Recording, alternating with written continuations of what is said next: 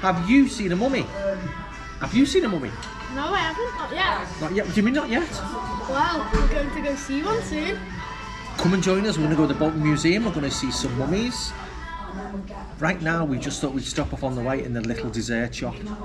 Take a look at what we've got. Cool. So we're in Bolton, just on our way to the museum. Here's the town hall, looking very, very splendid. It's actually a lovely area. Very nice.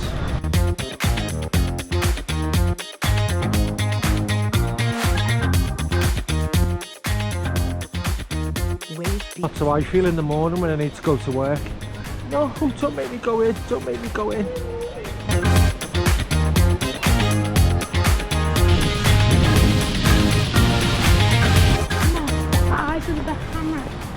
Our eyes are the best camera.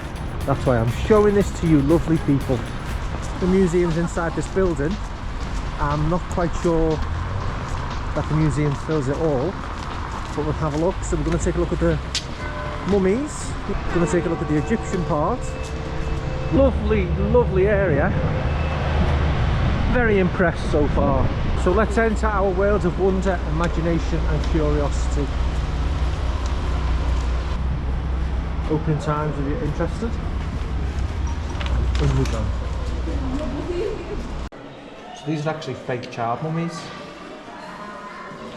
It was considered very fashionable to have your own mummy, so people often made and bought fakes.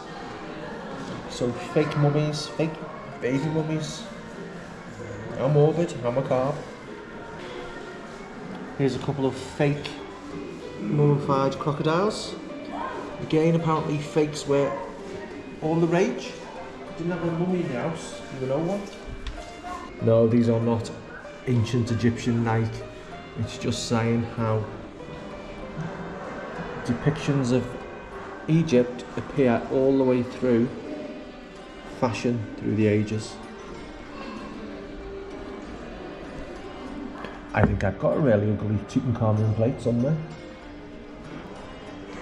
So, ancient Egyptian objects were fashionable display pieces in the 1800s. Wealthy travellers decorated their homes with carving statues and mummies, or sometimes just a piece of one, like that, but people actually displayed mummified feet. Someone called J.J. Heaton bought himself this lovely mummified hand.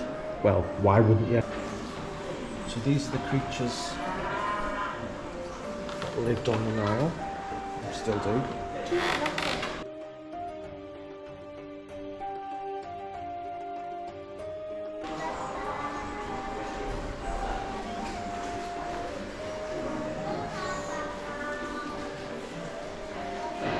Go to Egypt, you may well see some of these things. There really is a lot of information. There's an awful lot to take in the museum.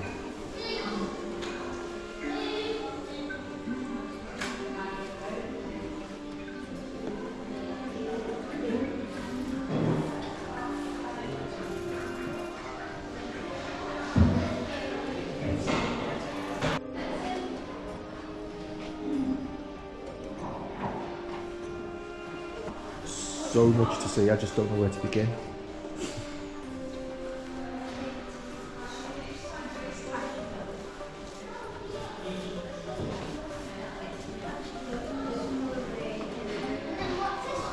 Their own copy of the Rosetta Stone, which you can have a feel of.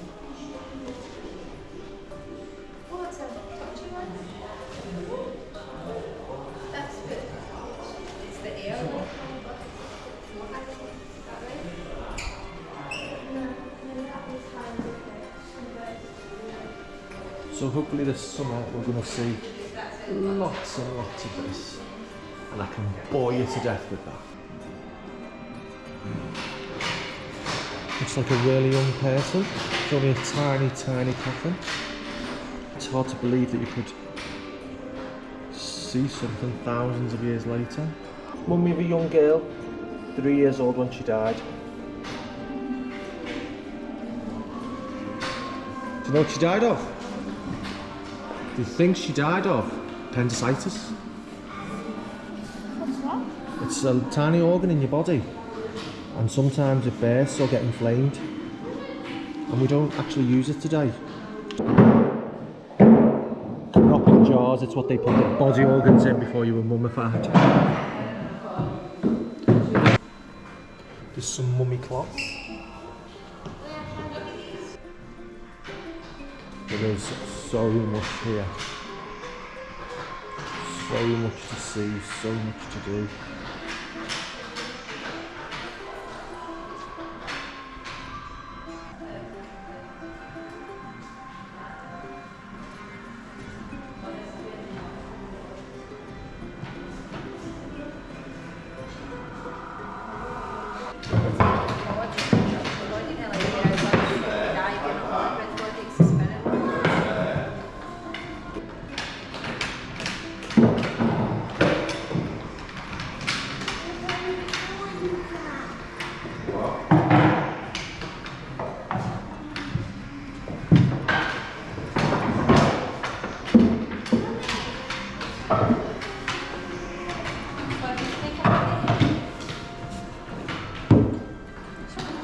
Some animal mummies, I'm assuming they are cats.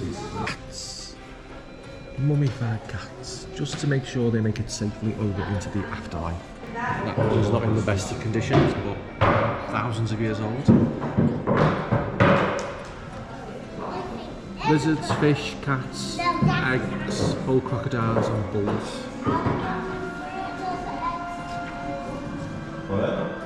What is that? Is that a fish? Tiny mummified fish? That looks like a bird. It's another mummified bird.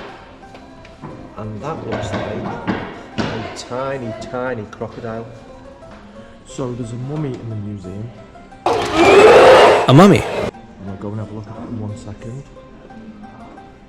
It's in this fake Egyptian tomb.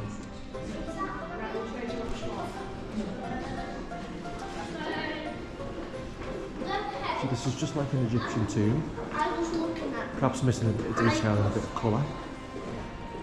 But if we go around this corner, we can see our very own mummy.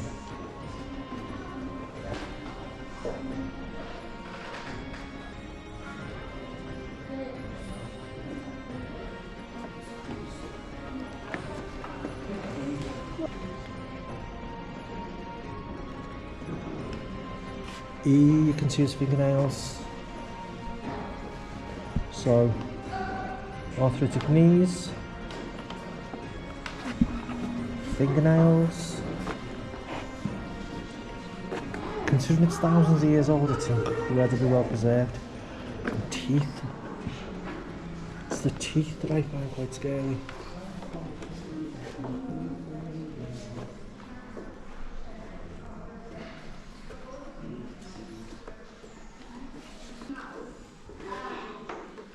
Thousands of years old.